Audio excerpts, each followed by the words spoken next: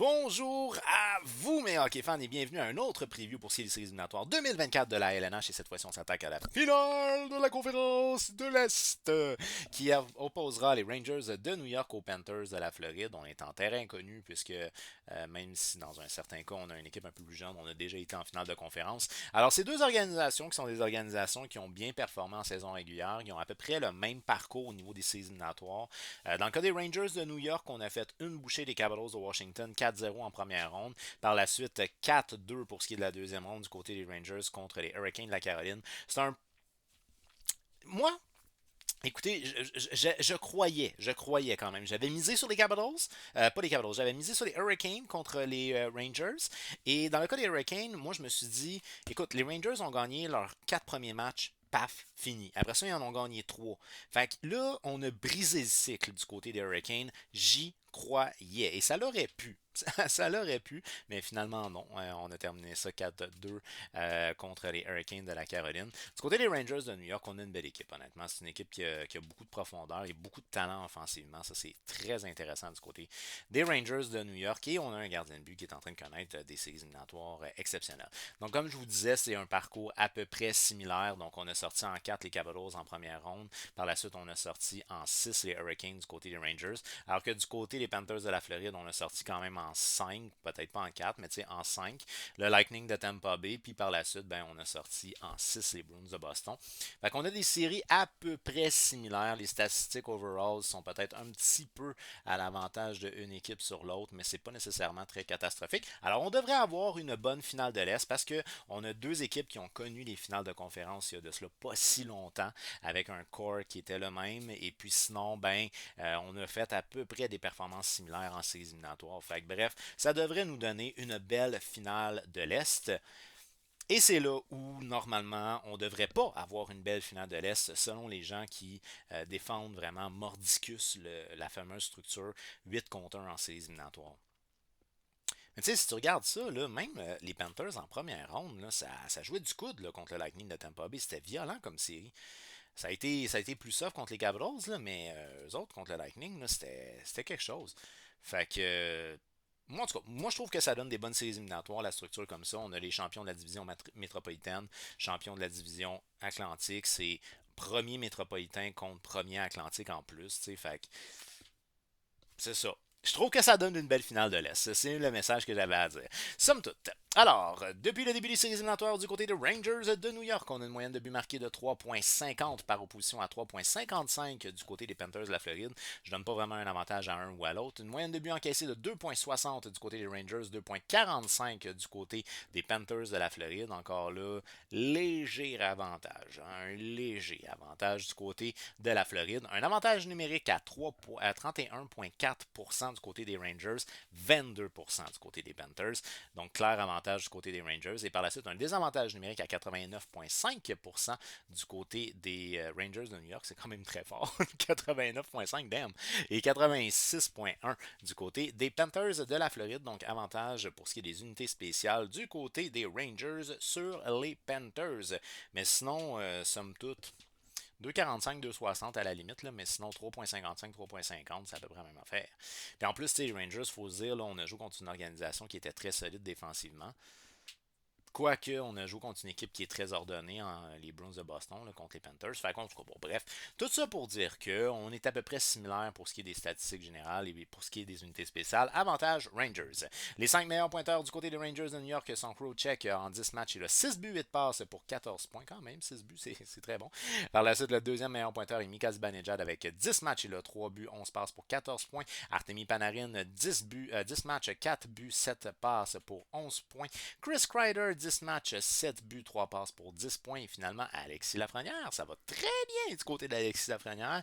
10 matchs, 4 buts, 6 passes, 10 points. 10 en 10 pour ce qui est d'Alexis Lafrenière, qui évolue sur les premiers trios, ben sur le premier trio, en fait, pour être précis. Fait que ça va très très bien du côté du jeune Québécois Alexis Lafrenière. Il y a des gens qui étaient stressés, qui disaient comme quoi c'était un flop. Aïe, aïe, aïe, aïe, aïe. laissez-lui le temps de se développer. Alexis, c'est un joueur qui est plus complet. C'est un joueur qui a quand même un gros gabarit. Fait que, tu sais, il peut aller trouver ses repères peut-être un peu plus tard en carrière, mais c'est un gars qui devrait avoir une très belle carrière LNH parce qu'il est capable de bien lire le jeu. Puis si là, il se trouve un côté un peu plus offensif, ça va l'aider assurément. Ensuite de ça, j'étais assez content de voir Panarin là, de 11 en 10. Là, je ne sais pas si on s'en souvient. J'étais un petit peu déçu de ses performances lors de la première série. Mais en même temps, c'est ça, c'est que les Rangers, on avait tellement dominé les Capitals que peut-être mes attentes étaient un peu trop élevées. Mais en tout cas, bref, là, je suis content de voir que les choses se sont à peu près replacées. Crowcheck, Zibanejad, Panarin et Kreider. Kreider, 7 buts hein, quand même. Là. Ça se peut-tu un tour du chapeau en une période? Ça se peut. Chris Kreider, tabarouette, man, ça c'était quelque chose. Et par la suite, le gardien de but, Igor Shesterkin. Du côté de Shesterkin, on a quand même des très bonnes séries éliminatoires. Je voulais mentionner quand même rapidement, c'est Roslovic qu'on a acquis en fin de saison du côté des Rangers, des Blue Jackets de Columbus. Puis quand même, Roslovic, là, en 10 matchs, il a 7 points.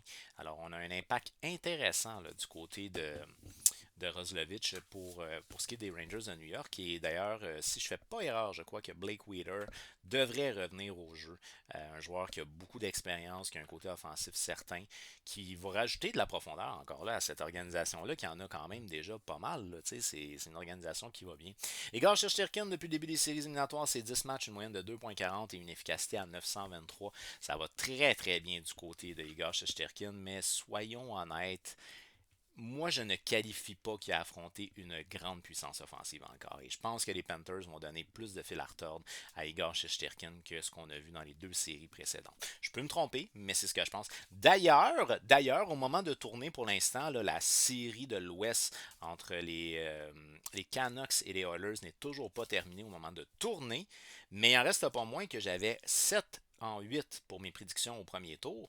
Puis jusqu'à date, je suis 2 en 4 pour ce qui est de mes prédictions pour le second tour. Fait que là, il faudrait voir parce que les Rangers, je les avais pas prévus. Et là, il faudra voir pour ce qui est de qui va gagner entre les Oilers et les Canucks. Si les Oilers gagnent, je vais être 3 en 4. Et si c'est les Canucks qui gagnent, ben là, à ce moment-là, je vais être 2 en 4. Là. Pour l'instant, je suis 2 en 3 pour ce qui est des deuxièmes rondes. Fait que ça va relativement bien au niveau de mes prédictions. OK. D'ailleurs, faites-moi savoir, vous, est-ce que ça va bien au niveau de vos prédictions? Moi, pour l'instant, mes champions de la Coupe Stanley sont toujours là. C'était les Stars de Dallas. Puis sinon, ben, c'est ça, comme je vous ai donné mes chiffres. Mais faites-le moi savoir, c'est vous, est-ce que ça va bien? Vos champions de la Coupe Stanley sont-ils encore là? Je vous pousserai pas l'audace jusqu'au fait que moi, j'avais callé les Stars en début de saison, mais ça, il y a un coup de luck un peu là-dedans aussi. Là. Mais sinon, tu sais, j'ai repris les Stars au début des séries éliminatoires pour ma Coupe Stanley. Fait que, est-ce que vos champions de la Coupe Stanley sont toujours présents? Puis si oui, c'est qui? Puis sinon, est-ce que ça se passe bien de manière générale, votre pool? Ouais, votre pool, vos prédictions. Faites-le moi savoir. Je suis curieux. Par la suite, du côté des Panthers de la Floride, eh ben, évidemment, les meilleurs sont les meilleurs. Là. Ça, c'est quelque chose qu'on est habitué. Les Panthers, ça a super bien été l'année passée, ça va bien encore cette année. Un peu plus compliqué pour ce qui est de Bobrovski cette saison. Par contre, Bobrovski, ça avait été compliqué en finale l'année passée. Par contre, il avait connu vraiment des séries de fou du côté de Bobrovski. Cette année, peut-être un petit peu plus compliqué, mais quand même, il n'y a pas des mauvaises séries, il y a des bonnes séries. C'est juste qu'il n'y a pas des très bonnes séries comme il y avait eu l'année dernière. C'est de mon point de vue à moi, ça. Matthew Tkachuk, en 11 matchs, il a 4 buts, 10 passes pour 14 points, donc plus d'un point par match pour le détestable. Et là, je pense qu'il est en forme. Matthew Tkachuk, là, il nous avait manqué beaucoup l'année passée, là, mais là, je pense qu'il est en forme. Fait qu'on commence les séries. On commence les finales de conférence avec un Matthew Tkachuk en santé. C'est dérangeant. Puis Sam Bennett. Il l'a-tu frappé avec son poing? Il y a des salauds. Il y a des salauds du côté des Panthers de la Floride. Là. Je pense à Sam Bennett, je pense à Nick Cousin aussi. Là. Matthew Tkachuk, là, des gars qui peuvent déranger là, du côté des Panthers. C'est intéressant. Par la suite, Barkov, encore une fois. Barkov qui a remporté le trophée Selkie remis au meilleur avant, ayant démontré des aptitudes défensives et il le mérite amplement. Il fait bien paraître tout le monde qui joue avec lui en plus. Ce gars-là, là, c'est un joueur à mon sens, exceptionnel. Donc, Barkov en 11 matchs, il a 5 buts, 8 passes pour 13 points, plus d'un point par match pour ce qui est de Barkov. Carter Verhaeghe, 11 matchs, 6 buts, 5 passes pour 11 points. Sam Reinhart, 11 matchs, 5 buts, 4 passes pour 9 points. Il va coûter cher l'année prochaine, lui. Et Anton Lundell, lui, en 11 matchs, il a 2 buts, 7 passes, 9 points. Donc, des bonnes séries aussi pour ce qui est de Lundell. Dans le cas de Carl Okposo, qu'on avait acquis justement pour son expérience, son leadership, dernière nouvelle, il était Heatley Scratch, donc il jouait pas. C'est un peu décevant du côté des Panthers. Sinon, Vladimir Tarasenko, 5 points en 11 matchs en séries éliminatoires. Par contre, Tarasenko, une chose que je lui ai souvent reproché, c'est que c'est un gars de séquence. Fait que s'il décide qu'il pogne sa séquence à partir de la finale de l'Est, tu peux être en business avec Tarasenko. Là. Franchement, puis c'est pas qu'il n'y a pas ses opportunités. Je ne sais pas erreur, je pense qu'il est utilisé sur le premier trio. Il y a du temps de glace, c'est pas ça la question. 11 points 5 points en 11 matchs. On peut faire mieux du côté de Tarasenko. Et puis sinon, le défenseur Montour a 8 points en 11 matchs. Pour ce qui est de Montour, une saison un petit peu plus timide cette année versus l'année passée. Il faut dire qu'il y avait comme 73 ou 74 points l'année passée, Montour. Cette année, on est un peu plus dans nos normes, mais en séries éliminatoires, quand même, là, 8 points en 11 matchs, ça va bien du côté de Montour. Et pour ce qui est de Sergei Bobrovski, de Bob, en 11 matchs, il a 2,37 de moyenne et 902 d'efficacité. Alors, on remarque qu'il y a une moyenne inférieure, 2,37 versus 2,40, mais une efficacité qui est par contre inférieure. Donc, il y a une meilleure moyenne que chez Shesterkin, mais une efficacité à 902 versus 923. On a un avantage du côté de Shesterkin, ce qui veut donc dire que Shesterkin a reçu peut-être plus de tirs à la gueule, tout simplement, mais qu'on avait des plus petits pointages du côté des Panthers de la Floride. Alors, je pense qu'on a vraiment des éléments qui sont hyper intéressants pour une très belle finale de l'Est. C'est deux très bonnes équipes qui sont en finale actuellement.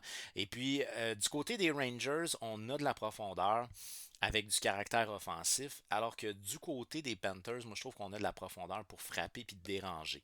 Alors c'est là où, généralement en séries éliminatoires, ça fait la différence, mais moi je vais me dire que, écoutez, euh, tu regardes en saison régulière, on était septième pour les buts marqués, septième pour les buts encaissés, troisième en désavantage, troisième en avantage du côté des Rangers. On est onzième au niveau des buts marqués pour les Panthers. Ça, c'était particulier, par exemple. Je pense qu'ils ont une meilleure équipe que ça.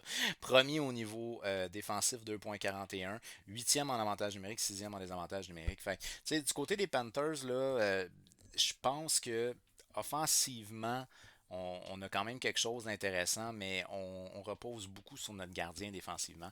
Puis ça peut être quelque chose qui va faire mal à long terme avec la profondeur offensive qu'on a du côté des Rangers de New York. Alors, c'est la raison pour laquelle moi, j'y vais avec une prédiction qui s'en va du côté des Rangers de New York. Je souhaite, je crois et j'espère une finale qui va s'étirer en 7 matchs, puisque les Panthers, c'est une équipe qui a de l'expérience et beaucoup de caractère. Alors, selon moi, les Rangers de New York s'en vont en finale de la Coupe Stanley.